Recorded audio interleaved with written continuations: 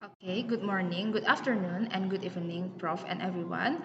We are from Group 3, and today we will present the material about audiolingual methods. But before that, let me introduce my member's name. First, my name is Nipute Kanatiari as a moderator for today's presentation, and the next member is Niwayan Ayu Ardianasari and Sali Hatmo Hamunggono. And another members as simulator for this method is Fidelia Ratu Rosari Jehaut and Leputu Desira Megasari. For today's presentation, uh,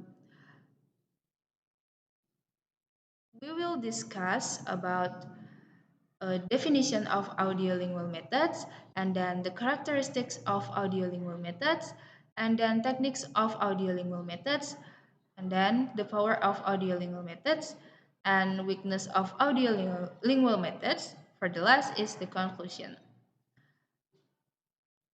Okay, for the first material will be explained by my friend Sally.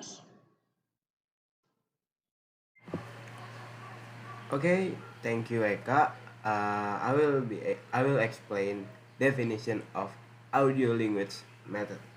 A method that developed by gathering principle or structure language theory, constructive analyze, oral oral procedure and behaviorism psychology. The purpose of this method is to emphasize and skill like listening and speaking before reading and writing. Okay, next, audiolingual method has its own characteristic that differentiate this method of other methods.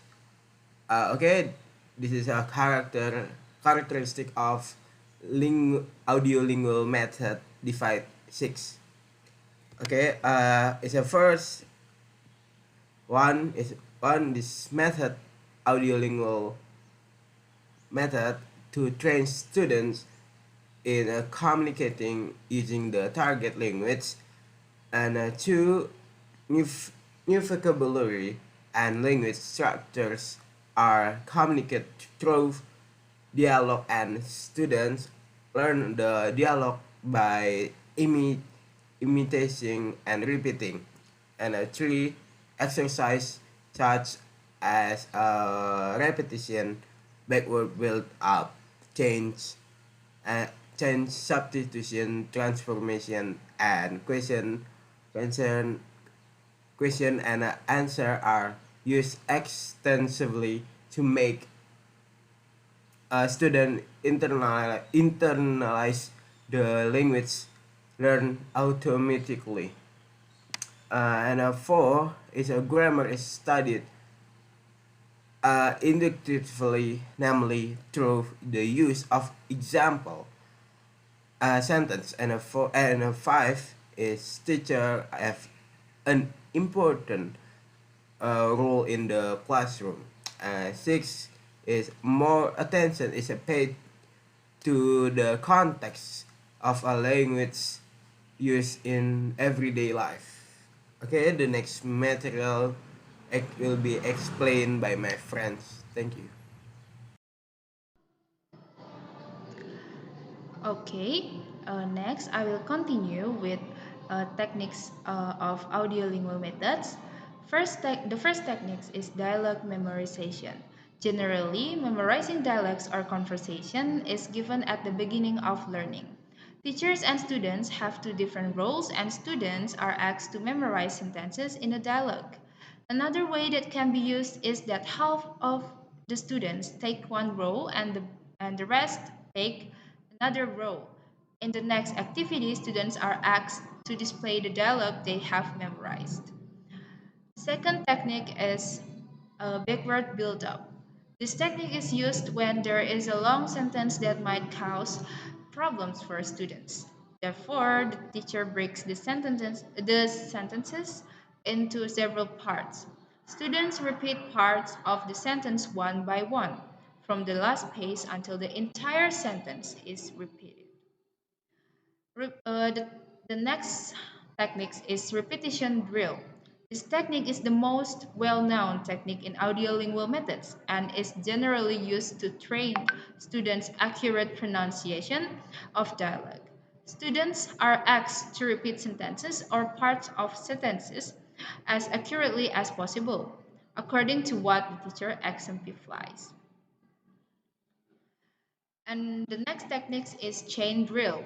Students are expected to practice questions and answer alternately.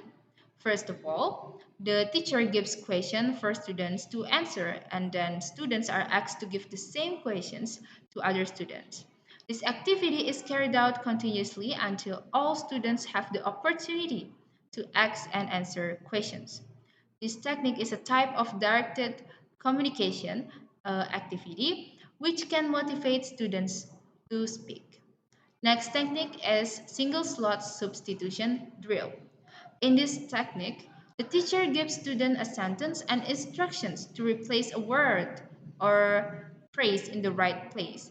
In this way, students are given practice in finding and completing a gap. Next is multiple slot substitution drill.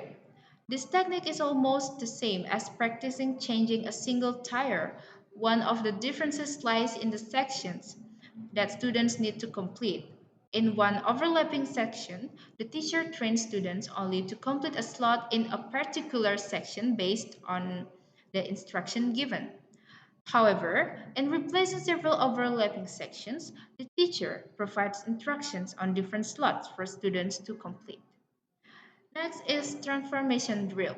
In this exercise, the teacher asks students to change positive or affirmative sentences into negative or interrogative sentences, or from active sentences into passive sentences, or vice versa.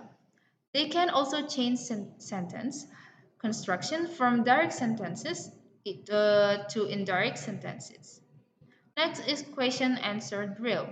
In this activity, the teacher generally asks students to answer the questions. On other occasions, students are guided and directed to express their respective question among themselves. And then the next technique is use of minimal pairs. This activity is suitable for training students' sensitivity to different sounds in one pair of words. This technique aims to form a better level of accuracy in students' pronunciation. The difference lies in just one sound in a pair of words, which can also create a difference in meaning. Therefore, accurate pronunciation in the use of spoken language is increasingly important. Okay, for the next techniques will be explained by my friend Ayu. Okay, thank you for your time. The next technique is completes the dialogues. Compass the missing words with the correct words in a dialogue. Then students are asked the complex dialogues, the missing words with the correct words. The next technique is grammar games, like supermarket alphabets. Students provide additional understandings of use of Curtin's grammar. The next material is the power of audiolingual methods divided into six. The first is all students may be asked to participate in the class activities. They get the same opportunity to repeat what the teacher has said to guide correct pronunciation and builds their understanding of, of a new language structure. And number three is this method is quite easy to implement. The teacher only gives instruction related to particular forms of exercise, and students only do what the teacher instructs them to do. Number three is listening and speaking skill are emphasis. Practice makes students use the language more in class. They listen to the instructions gives the students are asked to express their understanding. Listening and speaking activity takes place continuously. Number four is this method focuses on the use of the target language. The teacher asks students should communicate more using the target language and avoids using their mother tongue. This is a great way to make students from a new habits in the target language. Number five is student pronunciation and grammar improve. The audiolingual methods as the characteristic of managers to provide example of correct pronunciation and grammatical patterns practice to students. Number six is the teacher has a lot of authority in the classroom. The teacher takes control for all students' behaviors in the teaching and learning process. Okay, the next material is the weakness of lingual methods. Number one is too much repetition can lead to burden for bright, creative students who enjoy working alone to bridge their understanding.